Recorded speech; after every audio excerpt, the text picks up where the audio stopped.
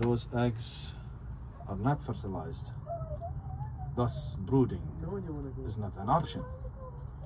And this is the first day, but it seems that she's been hiding the eggs.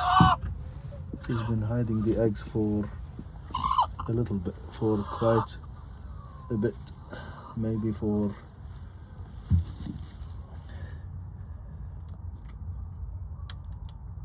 a few days, possibly under the hay, so we didn't see them. Today, the first day we see them, which is good.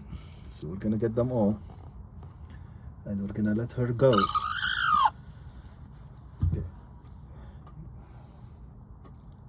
Were you able to see all the eggs from up? Yeah. Yeah, there's like 7 eggs. Okay.